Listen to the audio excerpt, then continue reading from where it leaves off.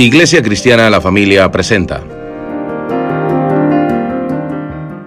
un mensaje a la luz de la palabra. Con el pastor Bernardo Ríos. A continuación.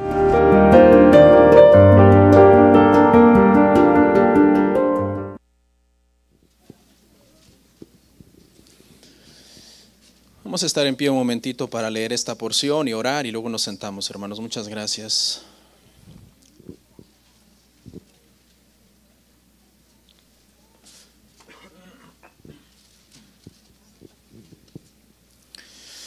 Dice la palabra del Señor así, hermanos. Pero hágase todo decentemente y con orden. Es breve, oramos. Padre, muchas gracias por permitirnos una vez más estar en este lugar. Es una bendición grande para nuestras vidas, Señor. En este momento de la reunión, mis hermanos se disponen para escuchar. Yo estoy dispuesto para exponer. Y bueno, el resto, Señor, ya está en tus manos. Ya hice todo lo que tenía que hacer esta semana, estudiar, prepararme, orar. Y en este momento, Padre, te ruego que sea tu Espíritu Santo iluminando en cada corazón tu palabra, Señor. Que mis hermanos la reciban, la obedezcan, la amen, la atesoren en sus corazones, como decía David, para no pecar contra ti, Señor. Te pedimos todo esto en el nombre de Jesús. Amén. Pueden sentarse, hermanos.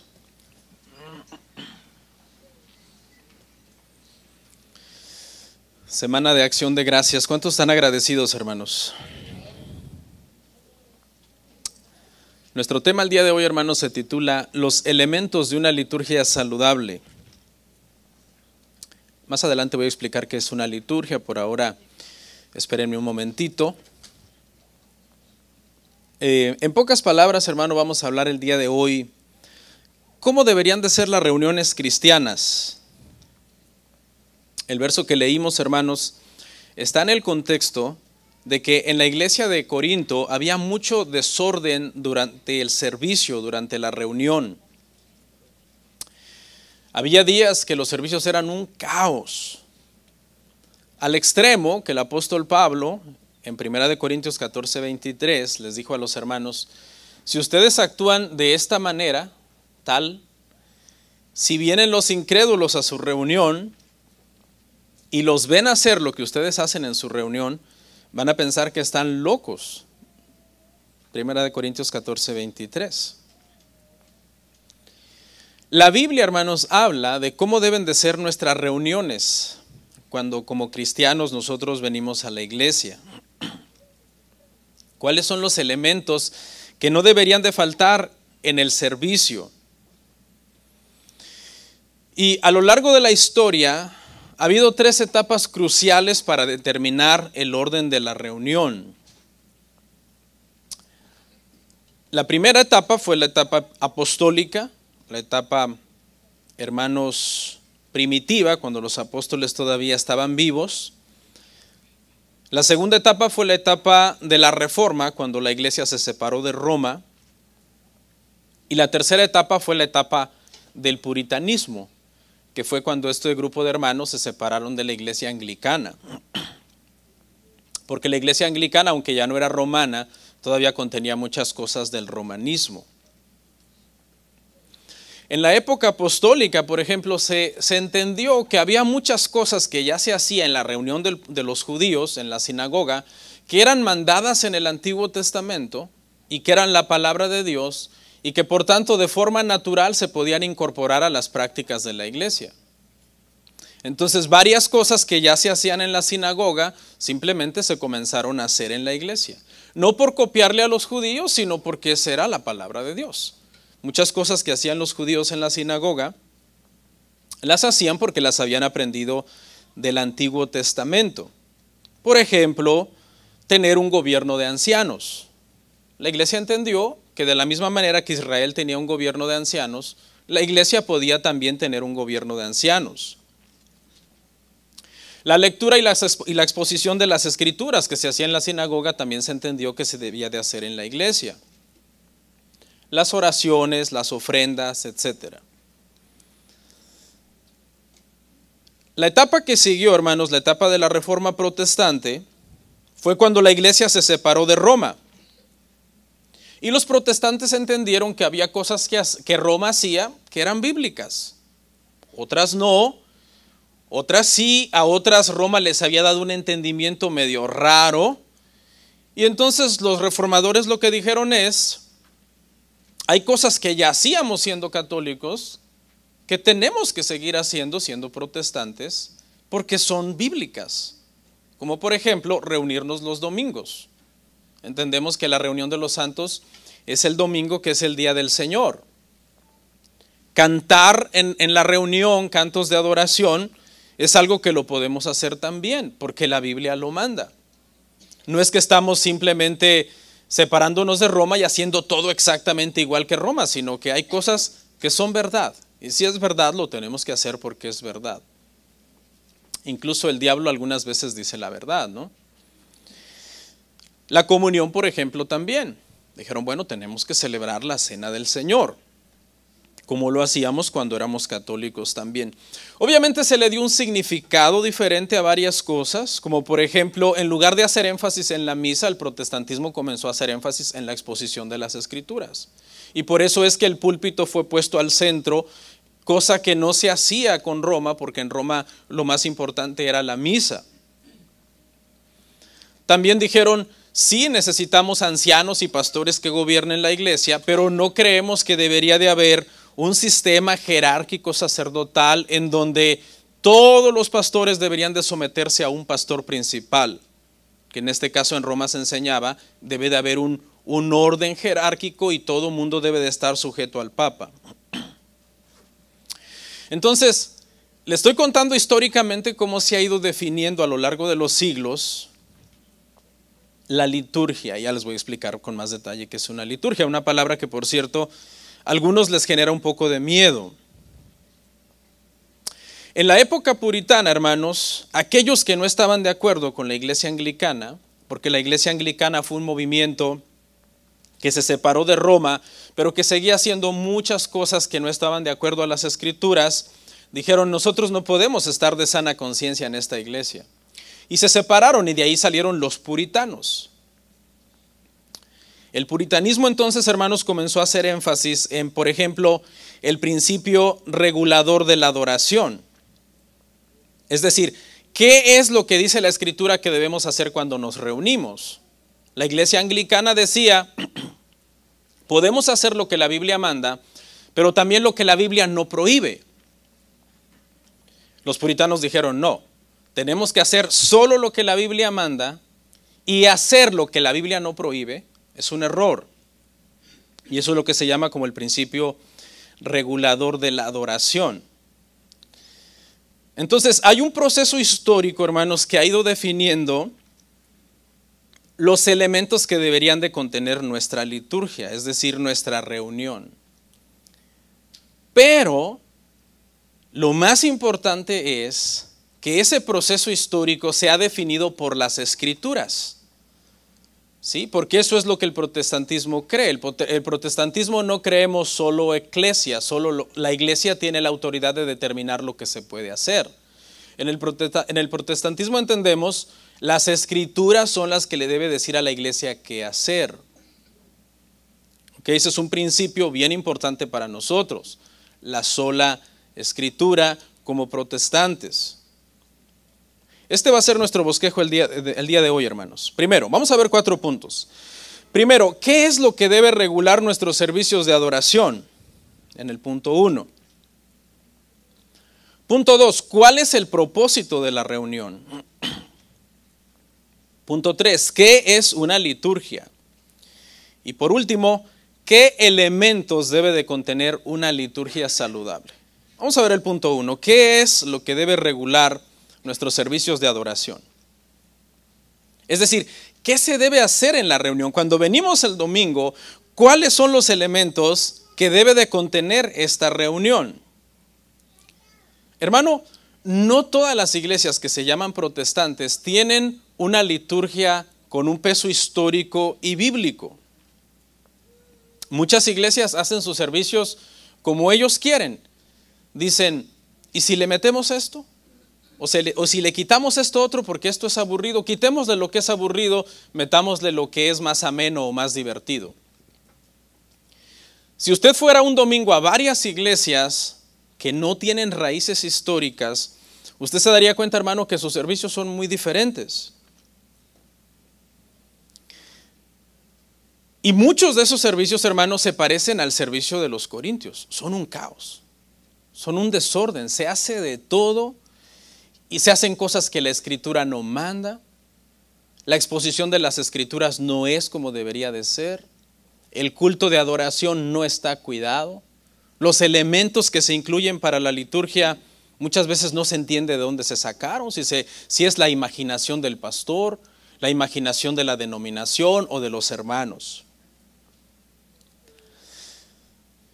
Creo, hermanos, que hay por lo menos dos razones de peso por qué la Biblia debe de ser la autoridad para regular nuestros cultos. Es decir, Dios es el que determina cómo nosotros podemos acercarnos, cómo nosotros podemos venir ante Él. Eso es competencia de Dios y su palabra. Porque cuando el hombre, hermano, cayó, la senda para regresar a Él fue cerrada. Y nadie puede venir al Señor a menos que Dios dé un camino. Dios diga, ¿saben qué? Todos ustedes están caídos, ustedes no pueden venir a mí como ustedes quieran. Ustedes van a tener que venir a mí como yo diga y por el camino que yo mande. Porque si ustedes quieren venir a mí de otra manera, eso va a generar un problema. Ustedes realmente no van a poderme adorar como yo estoy mandando. Entonces creo que en primer lugar, hermanos, es competencia de Dios decir, esta es la forma en que yo quiero que me adoren. Cuando vengan el domingo, estos son los elementos que yo quiero que su liturgia contenga. Si nosotros, hermanos, nos ponemos a inventar estos elementos, nos va a pasar lo que a muchos personajes en las Escrituras les pasó. Por ejemplo, Caín. El Señor dijo que le trajeran sacrificio, que el sacrificio era un sacrificio de sangre, porque las Escrituras enseñan que sin derramamiento de sangre no hay perdón de pecados. ¿Y qué dijo Caín? Caín dijo, lo voy a hacer a mi manera, y trajo lo que Dios no estaba prescribiendo para acercarse a Dios. ¿Qué me dice de Pérez Usa? De Usa, porque antes de llamarse Pérez Usa se llamaba solo Usa, ¿no? ¿Qué me dice de Usa? Que cuando vio que los bueyes tropezaban y que el arca del pacto podía caer debido a eso, la tomó con la mano y el Señor, ¿qué hizo? Lo destruyó en el acto.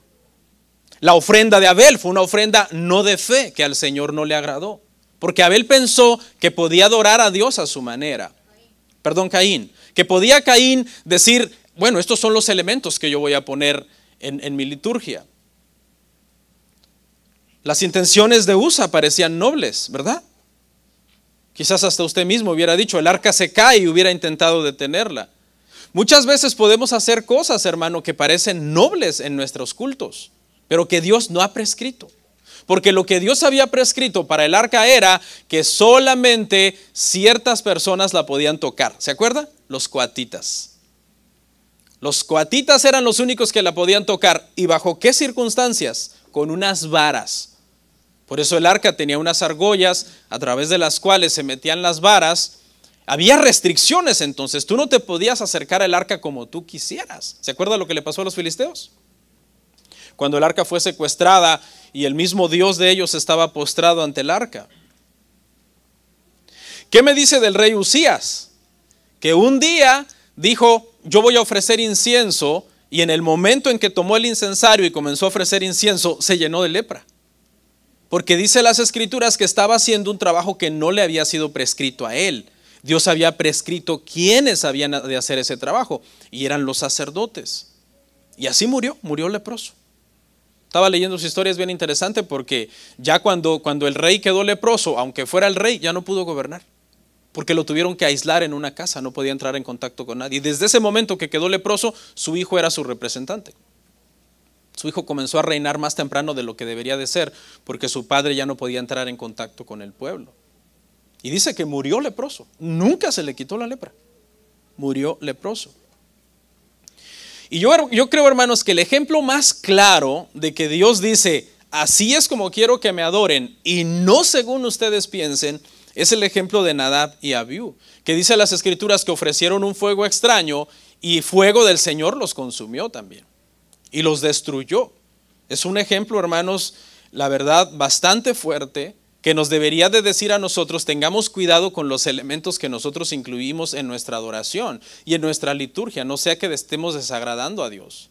Y alguien podría decir, pero es que la causa es noble, como Usa, ¿verdad? Usa, su causa era noble, pero no estaba prescrita por la palabra. Usías pudo haber dicho, no, es que los sacerdotes se tardaron y por eso decidí hacerlo yo. Sí, pero a ti no te mandaron a hacer eso. Tú tenías que haber esperado, como en el caso de Saúl también.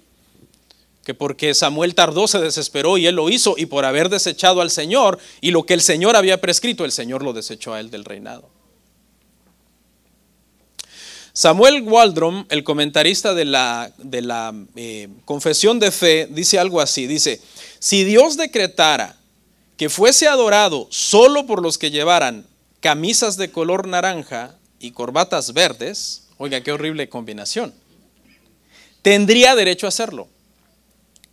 Y sería una arrogancia de parte del hombre pensar que él puede cambiar ese decreto. Es decir, Dios no nos va a pedir eso, no se preocupen, porque ya lo que pidió ya está aquí y no hay ninguna parte de que diga camisas naranjas y corbatas verdes. Ya Dios no lo pidió eso, tranquilos. ¿Ok? Pero si Dios pidiera, adórenme así, tú no tienes que empezar a cuestionar, pero es que así es muy aburrido, pero es que así no le gusta a la mayoría. Sino que sería una arrogancia, o es una arrogancia de parte de nosotros, tratar de cambiar los elementos de la liturgia que las Escrituras mandan. Sería como tomar en nuestra sabiduría la forma en que nosotros nos vamos a adorar, en que nos vamos a acercar a adorar al Señor. Y esta es la razón, hermano, porque no hay una liturgia saludable y bíblica dentro de las iglesias, que algunas de estas cosas que voy a mencionar a veces encontramos en los cultos. Por ejemplo, alguien dice, tengamos bailarines en la iglesia. Tengamos bailarines en la iglesia. Allá un grupo de mujeres, acá un grupo de hombres, unos hombres en leggings que se ven horribles, por cierto, ¿sí? Afeminados, haciendo ahí cosas, hermano, terribles. Y dicen, ¿y por qué no hacemos eso? ¿Por qué no metemos eso en la iglesia? ¿O por qué no teatralizamos la enseñanza? Le damos un giro un poco cómico, con mimos, con payasos. O sonamos cuernos de carnero. Cada vez que el pastor diga algo bonito, ¡pip! Nosotros estuvimos ahí, ¿se acuerdan?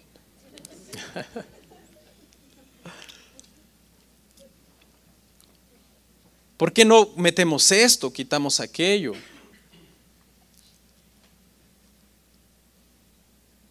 Por ejemplo, usted sabe que el mes pasado fue el día de apreciación pastoral. Y muchos pastores, hermano, pareciera que fue el mes del pastor. Ya ni fue el mes del Señor o el día del Señor. La apreciación pastoral. Y yo no estoy diciendo que no debemos de honrar. La Biblia dice, ¿no?, que debemos honrar a los siervos de Dios, etcétera. Pero ya muchas veces hay gente, hermano, que convierte en el culto del domingo, que es el día del Señor, en el día del pastor. Y se han metido entonces muchas cosas, hermano, en las liturgias, que el día de hoy vamos a aprender, hermano, en base a las Escrituras, cómo debería de ser una liturgia saludable. Y ya les voy a explicar esa palabra, no se preocupen. Punto 2. ¿Cuál es el propósito de la reunión? Aquí es donde todo nos va a comenzar a tener sentido. Porque yo creo que si definimos el propósito de la reunión, podemos definir los elementos. Mientras el propósito no sepamos cuál es, metámosle cualquier elemento. Al fin y al cabo no hay propósito. Pero mire, mucha gente cree que el propósito principal de la reunión es la evangelización.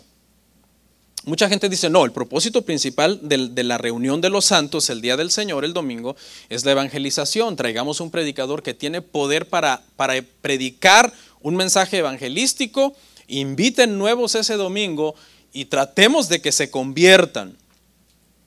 Se diseña entonces todo con ese propósito. El propósito es que el domingo debería de generar conversiones.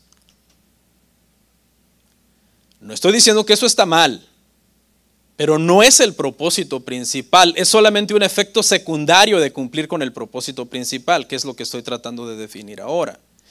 Otras personas dicen, el propósito principal de la reunión del domingo es el avivamiento. Mientras que el primer propósito se centra en los no convertidos y ganarlos y que vengan el domingo y se conviertan, el segundo propósito se concentra en los que ya están aquí y que queremos que se despierten, porque pobres hermanos están caídos, tan débiles, ya los veo que ya no pueden más. Vinieron el día de hoy, como dice alguien cuando llega con poca gasolina hasta la estación del gas station y dicen, llegué con el puro olor a gasolina, ya no traía nada. Y hay gente que así llega, hermano, muchas veces al evangelio ya sin fuerzas para poder seguir adelante. Entonces, estos cultos son diseñados con el propósito de que los que están fríos o tibios se calienten. Que el culto sea un culto de fuego, que se prendan otra vez, que se vuelvan a animar, que reciban una especie de electroshock espiritual, que resuciten porque están casi muertos en esa silla. Y el culto entonces gira con ese propósito. Y repito, no está mal que nosotros sintamos bonito en un culto, pero estamos tratando de definir el propósito principal. Otros creen, hermanos, que es la convivencia. Dicen, el propósito principal de reunirnos es convivir. Estos cultos están diseñados entonces mucho en estimular las relaciones entre personas, la ayuda mutua. El foco de este culto es el bienestar de todos, que todos estemos bien, que todos estemos tranquilos. Y repito, eso no está mal, pero eso no es el propósito principal. Otros creen que es alabar. Dicen, yo no sé a lo que tú has venido, pero yo vine a alabar a Dios. Sí debería de importarte a qué vino tu hermano. ¿Cómo que yo no sé a lo que tú has venido? Porque vamos a hablar más adelante de que la adoración debe ser corporativa. Deberíamos de preocuparnos, hermano, adora a Dios, yo vine a adorarlo, tú también. Pero este culto, hermano, se centra mucho en eso, en decir, a mí no me importa nada en la iglesia. No, usted ha escuchado a esta gente que dice, yo vine a la iglesia, somos Dios y yo y punto, y yo no estoy viendo a nadie alrededor de mí. Porque a veces te señalan, hermano, oremos por fulano, que fíjese que anda mal. A mí no me importa, yo vine a alabar a Dios, no a saber la vida del hermano. Claro, tienes que saber la vida del hermano, porque hay que ayudarle, hay que orar por él, visitarlo, apoyarle, etc. Estos cultos se centran entonces en largos cultos de alabanza y adoración, donde hay una lista larga de cantos y después, si no hubo el mover que se estaba esperando, el pastor se sube y hace otro culto él, porque los pastores siempre nos creemos que sabemos cantar. Voy a hablar de 3 metáforas para definir el propósito del culto. 3 metáforas que se usan, hermanos, en las escrituras, tanto en el Antiguo Testamento como Nuevo Testamento. Una es que nosotros somos llamados templos. En el Antiguo Testamento no es metáfora, porque realmente había un templo.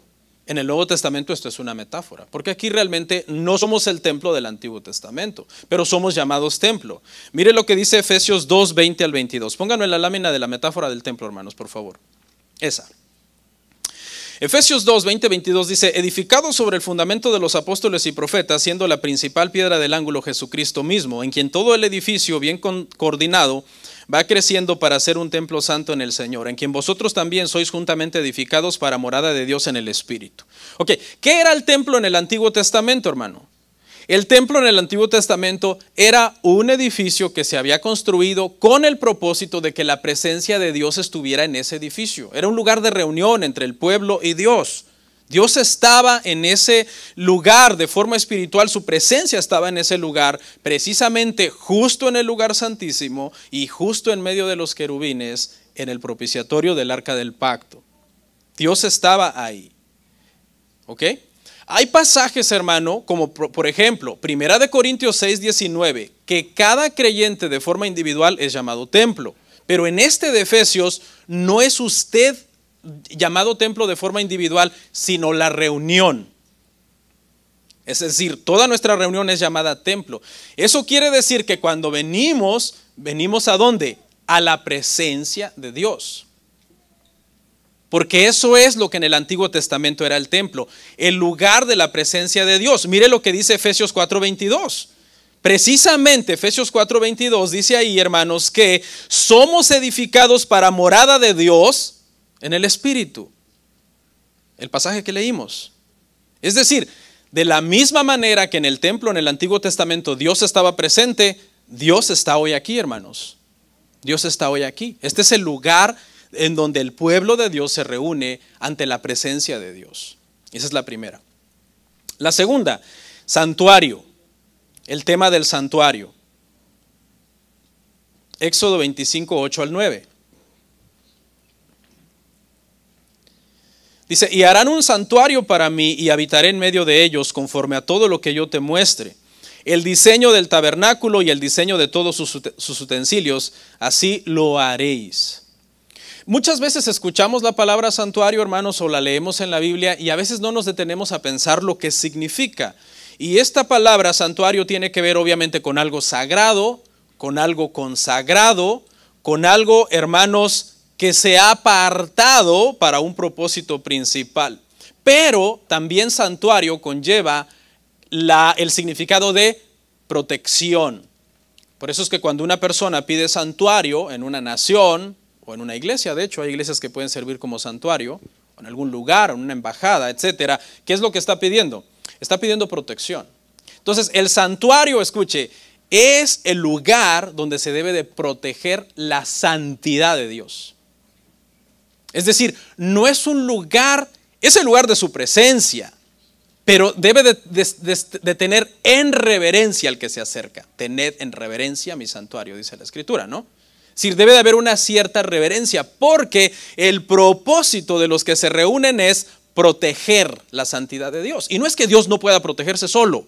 No estamos hablando en ese sentido de proteger. Ay, pobre de Dios, hay que ayudarlo, porque hay gente que lo quiere profanar y nosotros tenemos que protegerlo. No, sino conducirnos de tal manera que nadie de los que hemos venido estemos profanando la santidad de Dios. Y la tercera metáfora, que esta yo creo que es la que va a ser el cierre para juntar con las otras dos. Casa de Dios. Casa de Dios. Primera de Timoteo 3, 14 al 15. Estas tres metáforas, hermano, nos están ayudando a definir el propósito de para qué venimos. 1 Timoteo 3, 14, 15. Esto te escribo, aunque tengo la esperanza de ir pronto a verte, para que si tardo, sepas cómo debes de conducirte en la casa de Dios, que es la iglesia del Dios viviente, columna y baluarte de la verdad. Ok, entonces hagamos un repaso. Templo, lugar de su presencia. Santuario, lugar donde debemos de cuidar la santidad de Dios, que no sea profanada la santidad de Dios. Y casa, ¿qué es casa, hermano? Casa es un lugar de reunión. Casa es un lugar de habitación. Casa es un lugar donde tú, ya sea visitas, te estás albergando ahí por un periodo de tiempo indefinido o vives ahí de una manera constante.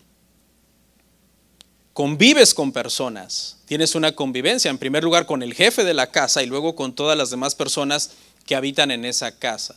Entonces, hermano, mire qué bonito esto. Bueno, al menos yo lo veo bonito, no sé usted. Pero entonces, si juntamos estas tres cosas para definir el propósito, estamos hablando, hermano, de que venimos a este lugar porque aquí está la presencia de Dios. Venimos a este lugar, hermano, para hacer cosas en un orden, en un cierto orden, conduciéndonos, como dice el pasaje que leímos, entendiendo que estamos en la casa de Dios y también, hermanos, sabiendo que nos estamos reuniendo con nuestro Padre en su casa y con todos sus demás hijos, con todos nuestros hermanos en la fe. Por eso el culto no puede ser aislado, no puede ser solo tú y Dios. Por eso el culto siempre tiene que ser teniendo en mente a todos nuestros hermanos que han venido a congregarse con nosotros. Entonces, en resumen, hermano, debe de haber una solemnidad, porque la presencia de Dios está aquí y Él es santo, pero también debe de haber una familiaridad. Porque es nuestro Padre, ha perdonado nuestros pecados, nos ha salvado. Y cuando combinamos entonces solemnidad con familiaridad, podemos entender, hermanos, que debemos acercarnos con reverencia, pero con confianza. ¿Por qué con confianza? Porque estamos en la casa de nuestro Padre, pero no puedo hacer lo que quiera, porque Él es santo. Y debemos de tener entonces esa combinación de solemnidad, un asombro santo al llegar a la presencia de Dios. Como un santo asombro, pero al mismo tiempo una confianza de decir, estoy en la casa de mi Padre con la familia de Dios, con todos mis hermanos y hermanas. Y todo esto, para cerrar este punto 2, por medio del Evangelio. O sea, el Evangelio debe de ser central en nuestra liturgia. Porque ¿quién de ustedes estuviera acá si no hubiera sido alcanzado por el Evangelio? Nadie, yo no estaría acá. Pero el Evangelio nos alcanzó, estamos en Cristo. Es por medio del Evangelio que estamos hoy acá reunidos, en la presencia de nuestro Padre, con todos nuestros hermanos. Por eso entonces, hermano, la liturgia y la reunión del domingo siempre debe de estar pensando en eso, teniendo esa centralidad del Evangelio. ¿Ok? Ahora sí, 3, ¿qué es una liturgia? Voy a tratar de apurarme. Bueno, en primer lugar, mencionar, hermanos, que muchos cuando oyen la palabra liturgia les hace un poco de ruido y les causa un poco de desconfianza. Suena como a catolicismo romano. ¿Ok? Inmediatamente hay gente que oye liturgia y piensa como alguien sonando unas campanitas y alguien atrás de él echando humo, ¿no? Dice, oh, la liturgia. Pensamos en algo así como un ritual bastante místico. La realidad es que la palabra liturgia, hermano, antes de que se comenzara a usar en el contexto religioso ya existía. Es como la palabra apóstoles, ¿no? La palabra apóstoles en el siglo I se le comenzó a dar una connotación religiosa, pero ya existía antes. Se utilizaba en el argot militar para hablar de un comisionado, de un enviado a una misión. Igual la palabra liturgia, ya existía antes de que tuviera una connotación religiosa. ¿Y cuál es el significado? Bueno, está compuesta por 2 términos, leito o laos, que significa gente o personas, y el término ergos o ergón, que quiere decir acción. Si combinamos todo esto, estamos hablando entonces que la liturgia se refiere, hermano, a una serie de hábitos, rutinas y disciplinas que ha formado un grupo de personas. Es decir, es un conjunto de acciones que un grupo X han desarrollado y que practican de forma constante como una comunidad. No individualmente, porque por eso ley o leitos o laos habla de gente, un grupo de gente. Y, por ejemplo, hermano, los ejércitos tienen sus liturgias, es decir, tienen sus rutinas, tienen sus disciplinas, sus hábitos. Son muy estrictos. ¿Por qué? Cuando un grupo X diseña una liturgia, diseña la liturgia pensando en que en el propósito. ¿Sí? En el propósito. Entonces, el ejército está formando hombres y mujeres para que defiendan el país, vayan a la guerra, sean disciplinados, que en el momento que los llamen están dispuestos, incluso a dar su vida. Entonces, ¿cómo es la liturgia? La liturgia es, hermano, como usted no tiene una idea. Levantarse todos los días de madrugada, bañarse, hacer su cama, arreglar su ropa, limpiar sus armas, salir a correr o a marchar, todos bien cuadraditos con el jefe, cuidadito y rompen la liturgia, es decir, la disciplina, porque si no quedan descalificados. ¿Cuál es el propósito de entrenar al ejército así? El propósito es, hermano, de que estén preparados en todo momento, incluso para dar su vida. ¿Qué me dice, por ejemplo, de los equipos deportivos? Aquellos equipos deportivos que son de alto rendimiento. Tienen sus disciplinas también y sus rutinas. Sus gimnasios, sus lugares de entrenamiento. El entrenador es muy estricto con ellos. Son atletas de alto rendimiento. Tienen sus prácticas, tienen sus rutinas que los distinguen de los demás. Eso es lo que los hace de alguna manera ser un club deportivo, por ejemplo, importante. Los están preparando para ganar. Las escuelas también tienen sus liturgias porque están pensando en que estos estudiantes lleguen a ser los profesionales del mañana, los doctores, los arquitectos, los que van a gobernar el mundo. Y en ese mismo sentido, hermanos, la iglesia también debe de tener sus liturgias. Y esas liturgias deben de ser establecidas por la palabra, es decir, una serie de rutinas, disciplinas, hábitos que debemos de formarnos con el propósito de dejar el pecado, tomar nuestra cruz y seguir a Cristo. Las liturgias, hermano, tienen este propósito, tienen el propósito de ser algo que se está haciendo constantemente, hasta el punto que llega un momento en que lo comenzamos a hacer sin pensarlo. Ese es el propósito de una liturgia. Y ese es el propósito de la reunión del domingo. Estar haciendo todos los domingos las mismas cosas que manda la palabra, las mismas rutinas, las mismas disciplinas y hábitos que nos están formando nuestro carácter como cristianos, que nos están enseñando a atesorar el evangelio y a ser verdaderamente adoradores en espíritu y en verdad, porque eso es lo que el Señor está buscando. En resumen, entonces, ¿qué es una liturgia en una iglesia cristiana? Es el orden y la forma del servicio. ¿Cuáles son los elementos que deben de contener esa liturgia, hermano?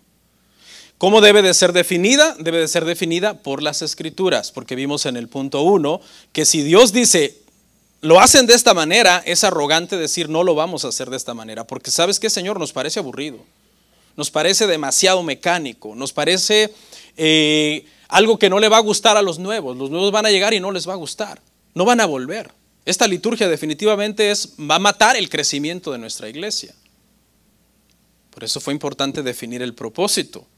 El propósito es que la presencia de Dios está aquí, que Él es santo. Debemos de cuidar que las cosas se hagan como Él dice, no como el nuevo que viene dice, y amarnos y adorar al Señor.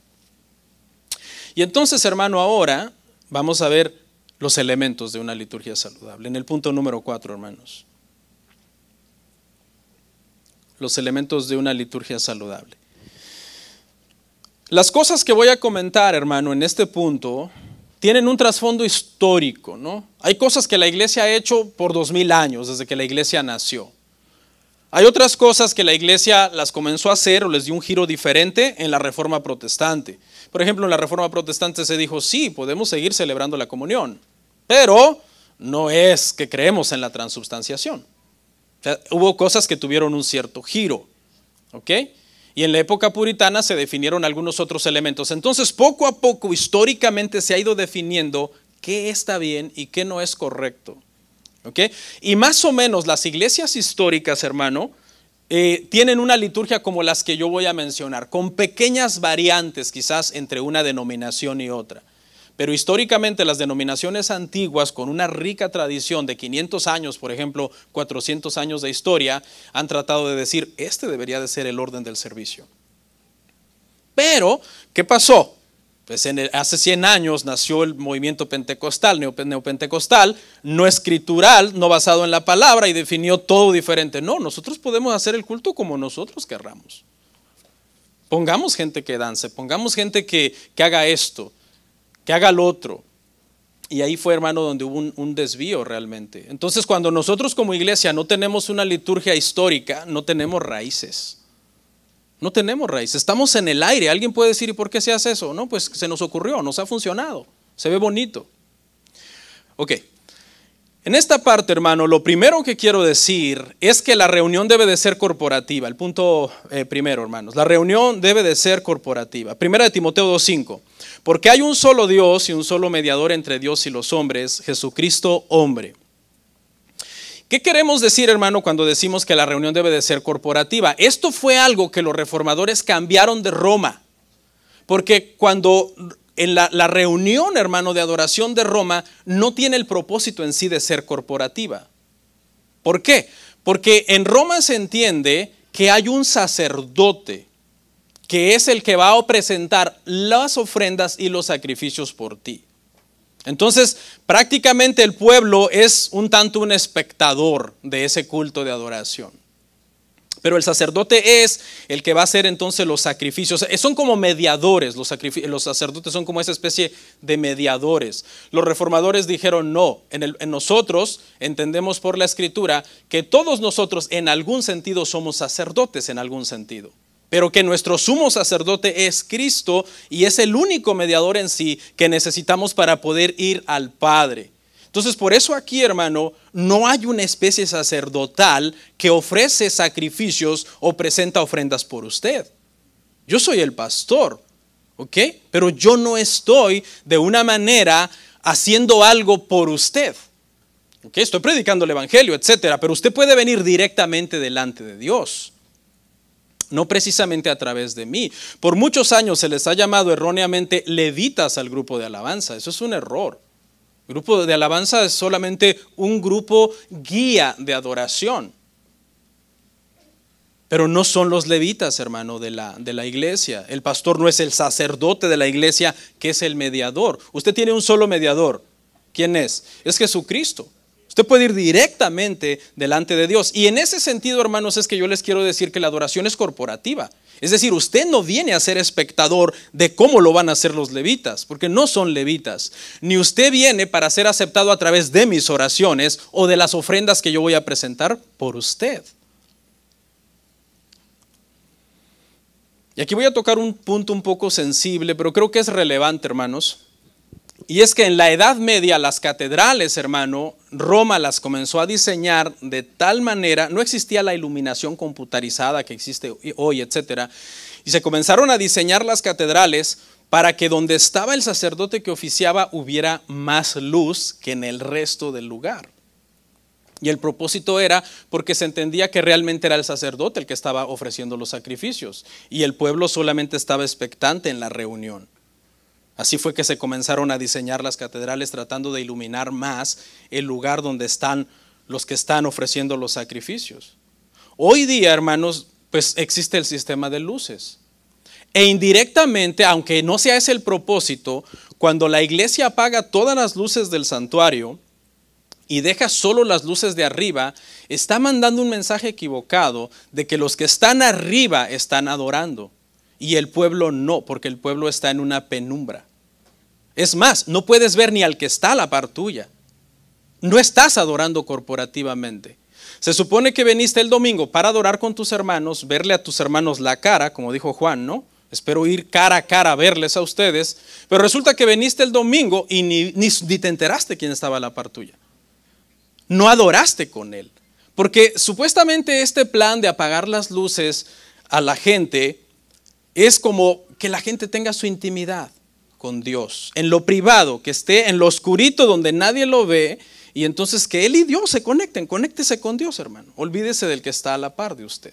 Y eso es un error. ¿Por qué? Alguien diría, ay, pastor, qué estricto, esto realmente no lo tomamos de la Edad Media, esto lo tomamos de Luis Miguel o de Ricky Martin, que hace eso en sus conciertos. Ok, a lo mejor tú dices, no lo estamos haciendo para emular la forma en que lo hacía Roma en la Edad Media. Y quizás la intención es noble, ¿no? Como decía yo en temas pasados, hay veces que podemos tener intenciones nobles, pero a final de cuentas acaba mandando un mensaje equivocado. Entonces, sí hay que tener mucho cuidado de que nosotros, hermano, pensemos mucho más en el sistema de iluminación que en la comunión que debemos de tener unos con otros. Porque se imagina, si nosotros tuviéramos ese sistema, ahorita el único lugar donde habría luz sería acá. Yo sería la única persona que estaría visible. Todos ustedes estarían en una penumbra o en una oscuridad. A veces llevan la penumbra a un extremo de oscuridad total, al grado que no puedes ni verte las uñas. Entonces, ese sistema, hermanos, considero, por lo que vemos acá, que agrede la adoración corporativa. No estamos en contra de las luces, porque también hay extremos, hermano.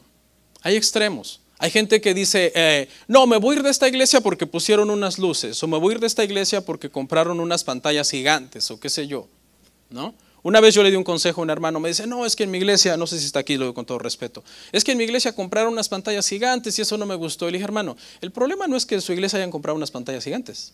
El problema es que yo he oído predicar a su pastora y no está predicando el evangelio. Ese es el problema. ¿Sí? Entonces no podemos caer en un legalismo también, pero sí no podemos irnos a un extremo, hermanos. ¿Ok? Porque eso sería, desde donde yo lo veo, dañar la adoración corporativa del Señor. Amén. Punto número 1 en la liturgia, hermano. Ahora sí vamos a ver los elementos que debe de contener una liturgia. Voy a tratar de ir cerrando un poco rápido. Los puntos son breves, uno por uno. Número 1, hermano, el primer elemento que no puede faltar en nuestra liturgia es el llamado de Dios a adorar, la apertura. Históricamente, yo le cambié el nombre, la verdad, pero históricamente se le llama revelación. El elemento número 1 en la liturgia es revelación. Y aquí está la razón por qué se le llama revelación. Isaías 6:1. En el año que murió el rey Usías, vi yo al Señor sentado sobre un trono alto y sublime, y sus faldas llenaban el templo. El entendimiento históricamente de la iglesia ha sido, hermano, que nosotros podemos adorar a Dios solo porque Él se revela a nosotros. Solo porque Él decide estar acá. Es la razón por la que lo podemos adorar, porque el Señor está acá. Quítese esa noción, hermano, de yo estoy buscando a Dios para adorarlo. No, porque si Dios no se revela, ¿cómo lo puedes adorar?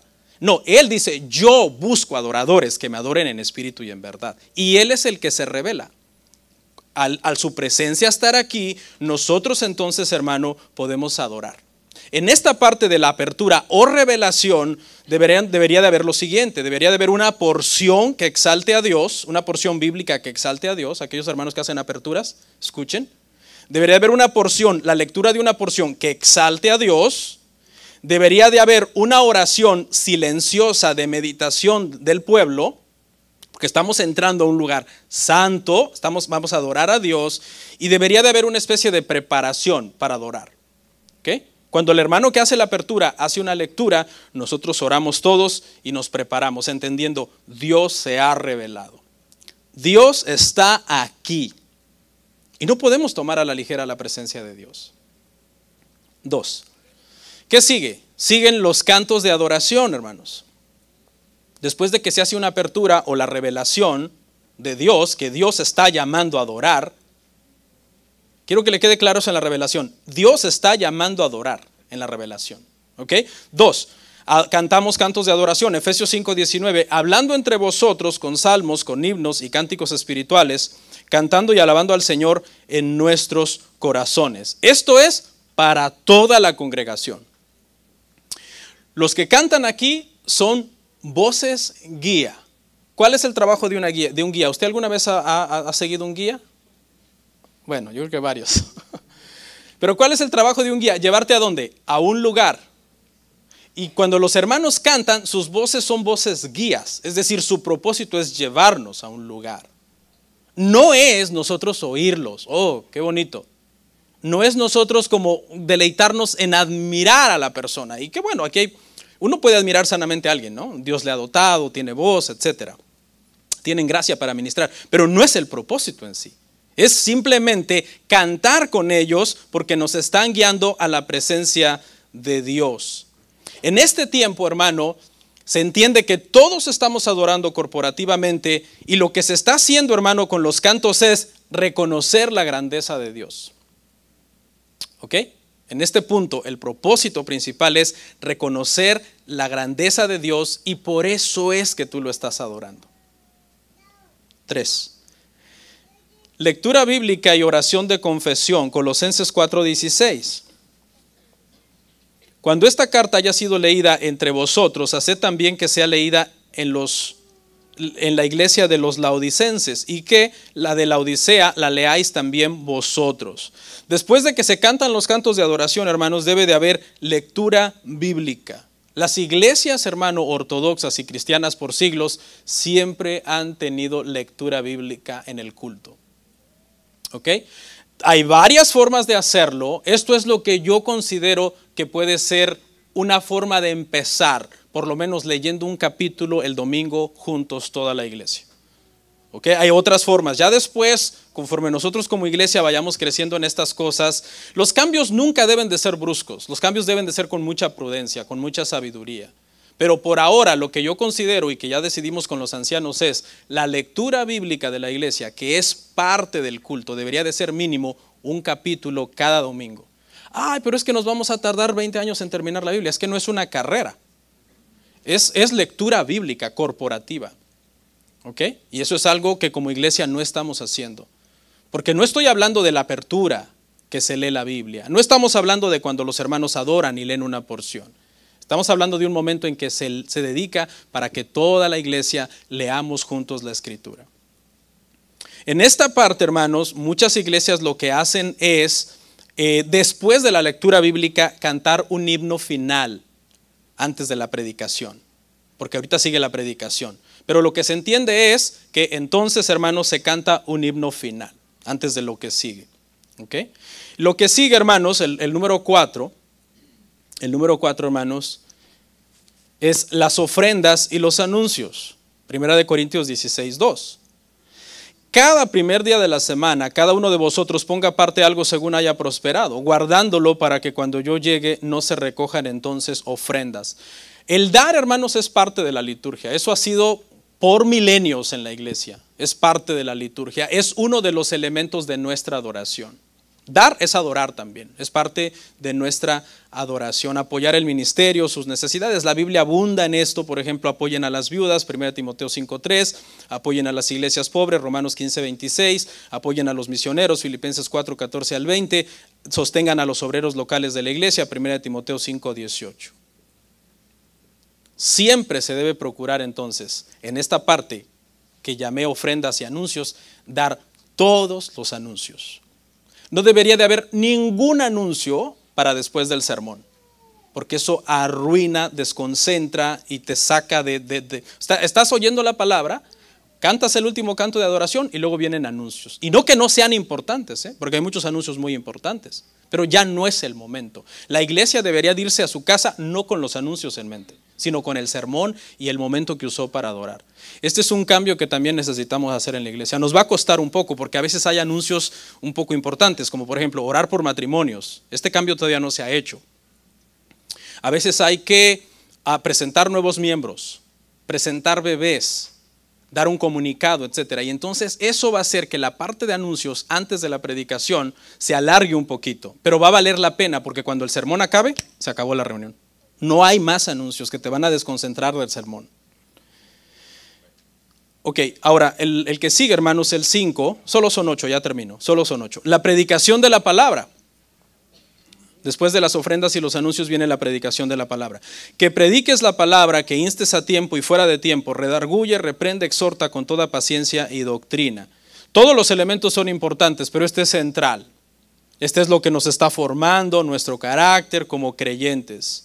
Esto es central, es el momento en que todos nos sentamos y atendemos a las escrituras. El que tiene oído, oiga.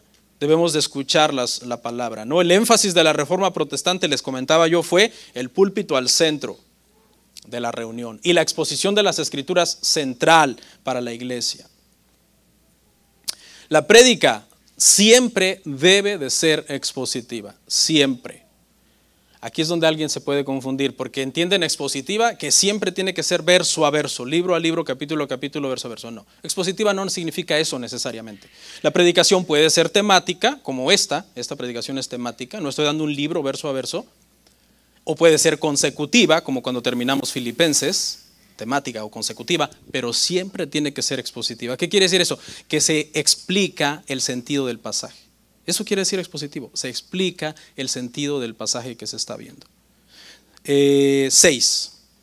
Las oraciones de dedicación y súplica, Efesios 6:18. Orando en todo tiempo con toda oración y súplica en el Espíritu y velando en ello con toda perseverancia y súplica por todos los santos. Es decir, hermanos, cuando se termina de hacer la predicación, hay un espacio, hermanos, que se debe de usar para esta dedicación y esta súplica. Entonces, aquí se aconseja otro himno también. Aquí se aconseja un himno final, ¿no? Que es, ya escuchamos la palabra, le repito, esto varía de iglesias a iglesias, pero le estoy hablando de iglesias históricas. No le estoy hablando de la iglesia de aquí en la esquina comparada con la de la otra esquina, no. Estamos hablando de que tienen un peso bíblico para decir, esta es la liturgia que deberíamos de tener. ¿Ok? En este tiempo, hermanos, se aconseja un canto final y lo que hacemos entonces es meditar en lo que hemos escuchado, pedir perdón por nuestros pecados. ¿Somos perdonados cuando pedimos perdón por nuestros pecados? Sí. ¿Cómo debe de salir entonces la persona, el cristiano que vino a la iglesia después de escuchar el sermón y adorar? Nuevo, renovado. No necesita un culto de avivamiento. Lo único que necesita es entender el evangelio. El evangelio y ya. Y la predicación. Y eso es lo que se está haciendo. Escuche, la reunión es como una repetición constante del evangelio. Del evangelio. Dios me llamó a adorar. Dios me salvó. Yo escucho su palabra. Yo le adoro. Yo le doy gracias. Yo estoy presente.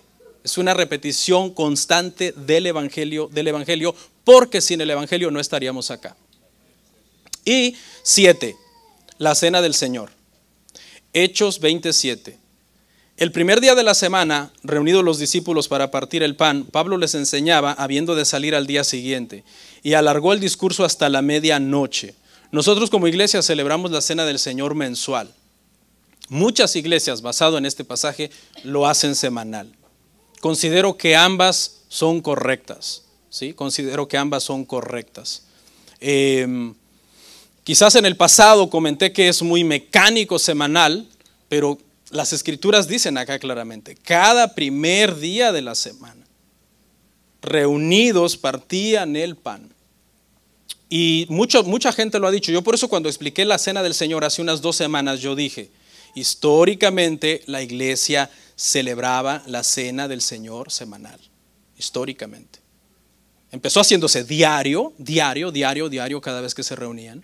Luego vemos este cambio en Hechos 27 y luego históricamente las iglesias reformadas dijeron una vez al mes, ¿no? Y ahí es donde nosotros estamos en este momento. Una iglesia reformada que celebra la Cena del Señor el primer domingo de cada mes. Pero nunca juzgue a una iglesia que lo hace semanal, porque tienen un respaldo bíblico para hacerlo. ¿Qué es la Cena del Señor? Bueno, precisamente, hermano, es la celebración del Evangelio. Es la celebración del Evangelio. Soy salvo. Cristo me invita a su mesa. ¿Ok? ¿Qué mayor renovación que esa? El bautismo es inicio un camino de fe. La Cena del Señor es sigo en el camino de fe. Y por último, hermanos, 8, bendición final o benedicción, que es el elemento final de la liturgia. Y es, hermanos, cuando entonces el ministro extiende una bendición sobre la congregación y despide a la congregación encomendándola en el Señor. ¿Ok?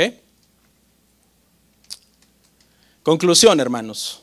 Estas son las cosas que la Biblia manda y que históricamente las iglesias fuertes, de tradición fuerte, han practicado por siglos, hermano. En resumen, escuche, en resumen. Es el día del Señor, se lee la palabra del Señor, se canta la palabra del Señor, se predica la palabra del Señor, se ora la palabra del Señor. La reunión nace, se construye, se alimenta, es gobernada y es santificada por la palabra del Señor, desde la revelación, que es el elemento número 1 de la liturgia, hasta la benedicción, que es el último elemento de la liturgia. Todo está gobernado por la Escritura de principio a fin, celebrando el Evangelio. Amén, hermano. Vamos a orar.